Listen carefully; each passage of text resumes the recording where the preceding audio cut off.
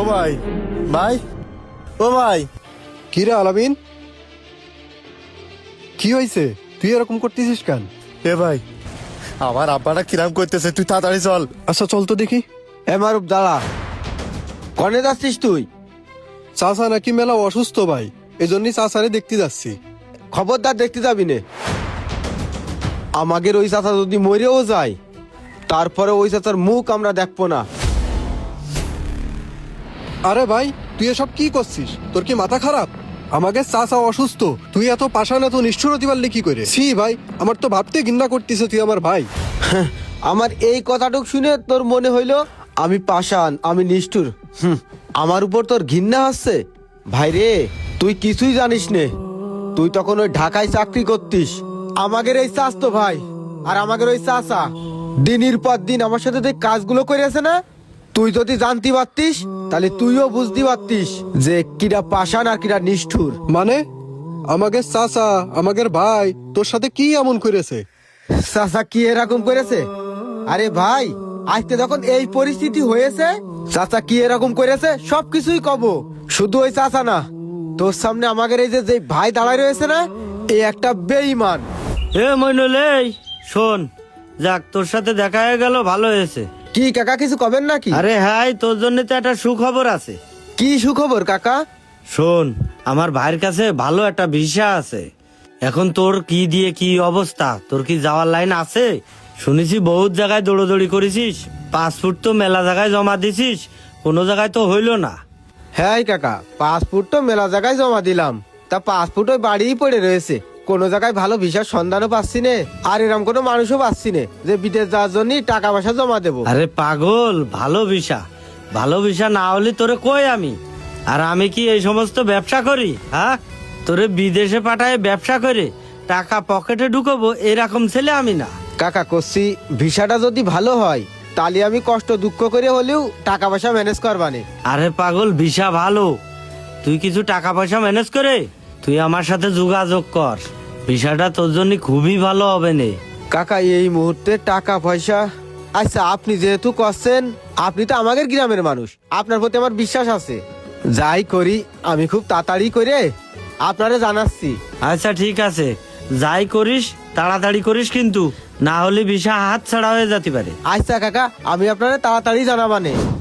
যা যা বেরো, আর একদিনও এই বিদেশের বিষয় নিয়ে আমার বাড়ি পর আসবিনি। বিদেশ যাওয়ার স্বপ্ন এত আসে কমতে? আমার ছেলে একটা এখনো বাড়ি পরে রয়েছে, আমি এখনো তার ভবিষ্যতের কোনো চিন্তা ভাবনা করতে পারলাম না। আর ও এসে বিদেশ যাবে আমার কাছে টাকার জন্য, আমি কি টাকা নিয়ে বসে আছি?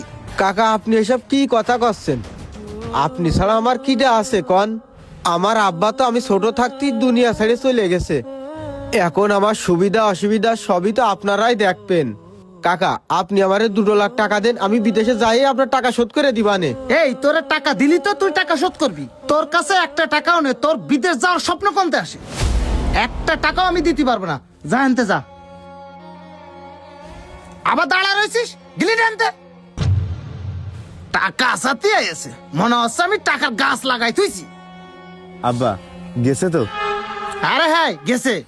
আজকে তোমার এই ব্যবহারে আমি সন্তুষ্ট হয়েছি, একদম উচিত কথা কইছ আব্বা। আজকে তুমি আমার বাপের পরিচয় দিছো, ওরে বিদেশ যাওয়ার জন্য একটা টাকা পয়সাও দিবা না। কাছে টাকা পয়সা নেই, আবার বিদেশ যাওয়ার শখ আসো কানতে। আরে বাপ, আমি কি এতই পাগল? আমার মাথা কি এতই খারাপ যে আমি ওরা টাকা দিতে যাব? চল বাড়ি চল। চলো, ওর বিদেশ যাওয়ার শখ মিটাই দিবা না। এই ছোটগুলো ওই পাশে ফেলা, যেন রাস্তার পরে না আসে। রাস্তার পরে আসলি কোনো গাড়ির দুর্ঘটনা ঘটতে পারে, এই রাস্তার পরে যেন না আসে। সবগুলো নিচের দিকে সরাই রাখ, আমি চাইনি। রোজ বান উঠে গেল, তারপরও শীত কমতেছে না। কিরে রিজাল্ট ভাই না রে? ও রিজাল্ট ভাই। হ্যাঁ ভাই। আমি আপনারা আজ 2 দিন ধরে খোঁজ দিছি ভাই, তা আপনারা তো পাচ্ছেই নে। কেন ভাই, কি জন্য খোঁজ করতিলে? কি জন্য আর খুঁজবো ভাই, ওই যে ও ভাই, সব কথা তার সব জায়গায় বলা যায় না, যদি একটু পাশে আসতেন। এই সাকিব, তুই কাজগুলো ঠিক মতো কর, আমি একটু ভাইয়ের সাথে কথা কই আসি, ঠিক আছে? আচ্ছা চলেন ভাই। চলেন। কিছুই তো বুঝলাম না, আমারে দেখে কথাটা কতি পাইল না, কি এমন গোপন কথা কবে? ও ভাই, কি এমন কথা একবারে রাস্তাতে পাশে ডেকে নিয়ে আসলেন? কি আর কব ভাই, কছিলাম কি, আমার ছেলেটা তো বেকার, এটা তো আপনি ভালো করেই জানেন। শুনলাম আপনার কাছে নাকি ভালো একটা ভিসা আছে। যদি ওই ভিসাটা আমারে দিতেন তাহলে আমার ছেলেটারে একটু বিদেশ পাঠাতে পারতাম। ও ভাই না, আমি তো ভিসার ব্যবসা করিনি। ওই আমার এক ভাই একটা ভালো ভিসা নিয়ে আয়েছে, আর ওই ভিসাটা তো আমি মইনুলের জন্য রেখে দিছি। ও তো তোমারই ভাইপো। ও ভাই, করছিলাম কি ওই ভিসাটা যদি আমারে দিতেন। ভাই টাকা 5 লাগুক আর 6 লাগুক, টাকা নিয়ে আপনি টেনশন করেন না, টাকা যত লাগে আমি দেবো। আরে ওই মইনুল টাকা পাবে কোনে? মইনুলের তো টাকা নেই, টাকা লাগলে আমার কাছেই আসতে হবে না। করছিলাম কি ভিসাটা আমারই দেন, আমার মনিটারে মেলা দিন শখ, আমি একটু বিদেশ পাঠাবো। ভাইরে, তোমার এই আবদার আমি রাখতে পারতেছি না। কারণ কি, আমি কথা দিয়ে ফেলেছি মইনুল রে। কথা দিয়ে কথা রাখা মহৎ কাজ। তা আমি আপনার কথাটা রাখতে পারলাম না, চলে গেলাম আমি। মনে কষ্ট নিয়েন না, হ্যাঁ? আরে এইটুক তো তোরে নমুনা কইছি, এর থেকেও জঘন্যতম কাজ আমাদের ওই চাচা করেছে, যে আজকে মৃত্যু যন্ত্রণায় ওই বিছানায় পড়ে ছটফট করতেছে। আর তোর সামনে যে ভাইটা দাঁড়ায় রয়েছে না, এই মানুষটা কোনোদিন আমাদের ভাই মনে করিনি। আমাকে চাচারে আমরা বাপের মতো মনে করেছি, কিন্তু আমাদের ওই চাচা কোনোদিন আমাদের সন্তানের মতো করে দেখিনি। যে সময় বিদেশ যাওয়ার জন্য ওই রিজাউল কাকা আমারে ভালো একটা ভিসা দিয়েছে, ঠিক ওই সময় আমাদের ওই চাচা রিজাউল কাকার কাছে যায় আমার ওই ভিসার দাম দর কইছে। ভিসার দাম যদি 5 লাখ হয়, আমাকে চাচা 8 লাখ দিতে চাইছে। তাহলে তুই ক, আমাদের ওই চাচা কোনোদিন আমাদের আপন মনে করেছে? এই গ্রামের প্রত্যেকটা মানুষকে কয়ে দিয়েছে, আমারে যদি কেউ টাকা পয়সা ধার দেয় তার দায়ভার আমাকে চাচা নেবে না।